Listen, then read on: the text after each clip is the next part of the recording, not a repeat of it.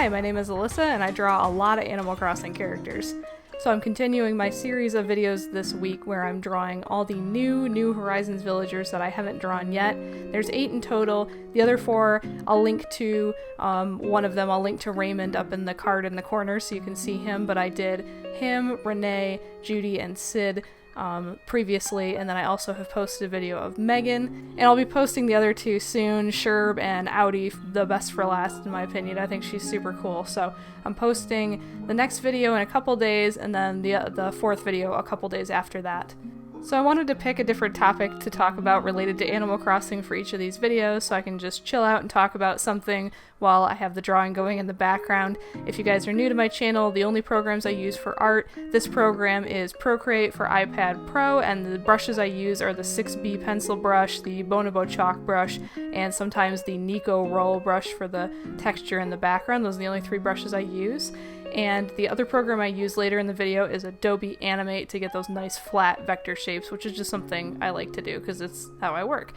So anyhow, I just want to talk about one different Animal Crossing related subject in every video, and this video I wanted to talk about terraforming, aka landscaping. I know technically it's not terraforming if you want to be pedantic about it, since you're not actually, you know, making the land habitable for things, like the technical definition of terraforming, but I think it's just a cool word that people like to say. It just sounds like forming Earth, so I'll be calling it that, so feel free to make fun of me in the comments.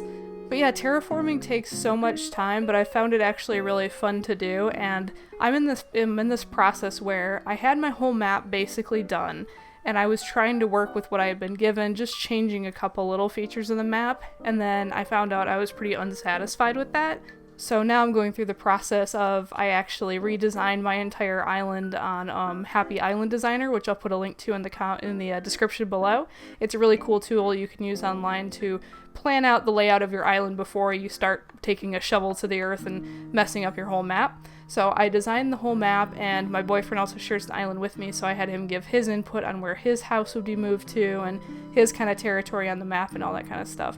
So we agreed on an island layout that we're both really happy with, and slowly but surely we're changing different areas of the map.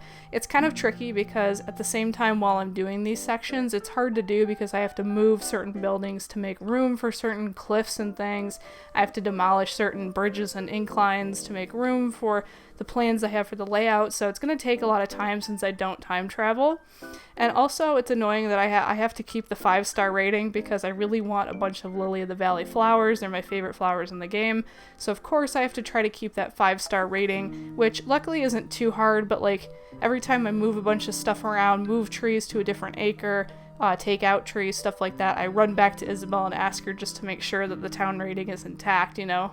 So yeah, having to juggle maintaining my 5-star rating while also working around the houses I have, and also still making it a somewhat habitable map for me and my boyfriend to navigate while we're under construction. Like I've had to make land bridges between different areas just so we can get from one end of the map to the other without having to use the pole vault so much, and you know, making it feel somewhat livable, but it definitely feels like a house under construction right now.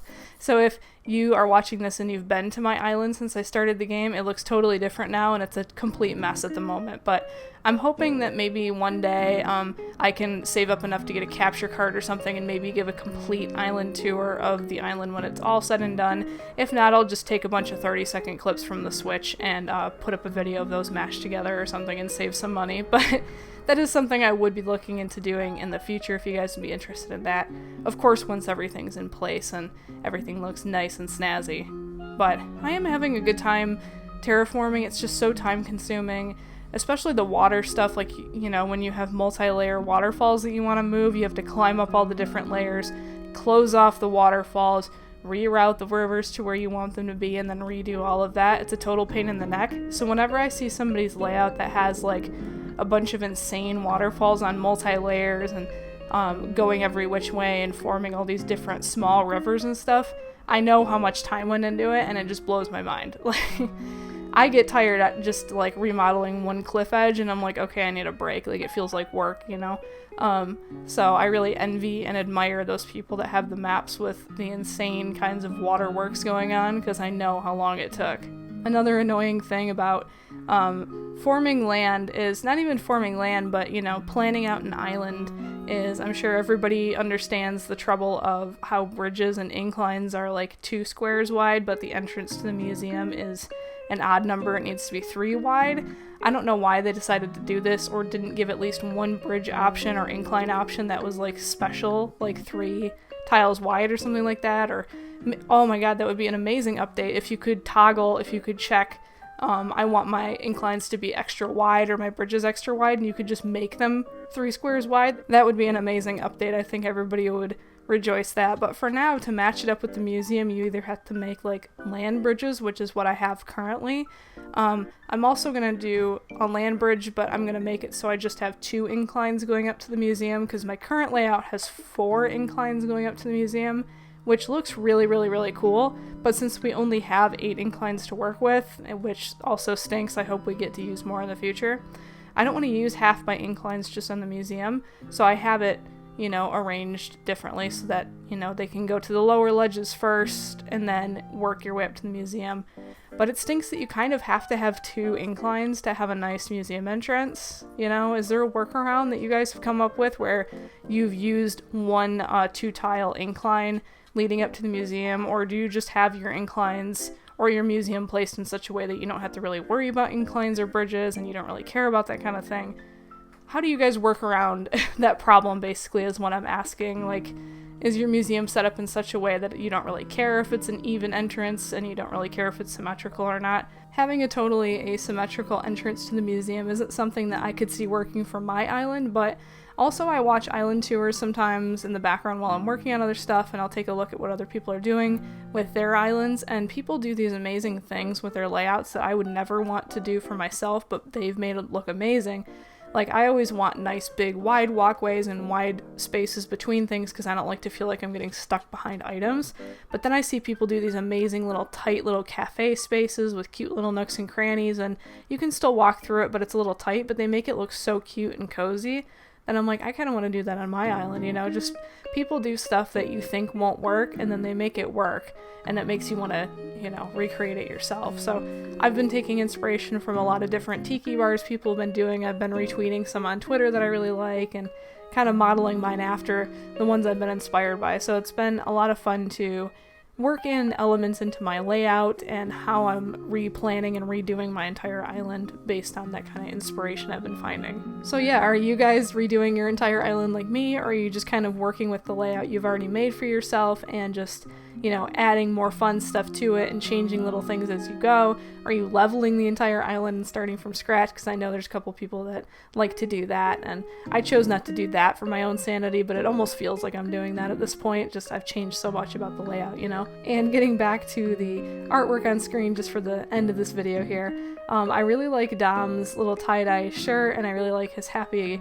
expression, and I'm finally happy with how the pose came out. If you saw at the beginning, I had to keep messing with the proportions of his legs and his pose and rotating things and resizing things to make it something I was satisfied with. I felt like his legs were too long and then too stumpy and then too long and too, you know, I think the balance is just right.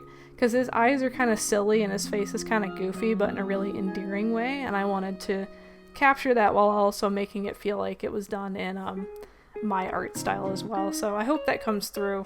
I hope it's a good blend of my style and the unique look that they gave Dom. Also, another question for you guys. I think I've asked like 4 questions already in this video, but I'm genuinely curious if anybody has Dom on their island and what they think of him, if they love him, if they're ready to boot him out. I'm always curious about what people think about the new characters and how they feel about them, because it's like a total mixed bag. Some people are crazy about Raymond, some people can't wait to boot him out or trade him for, you know, 600 Nook Miles tickets or whatever he's going for, and you know, everybody has like a kind of a love-hate relationship with these new characters, but I really dig them and think they're super cool. So I hope you guys like how the artwork turned out. If you had fun watching this video and listening to me blather about Animal Crossing, be sure to subscribe because I do this stuff all the time.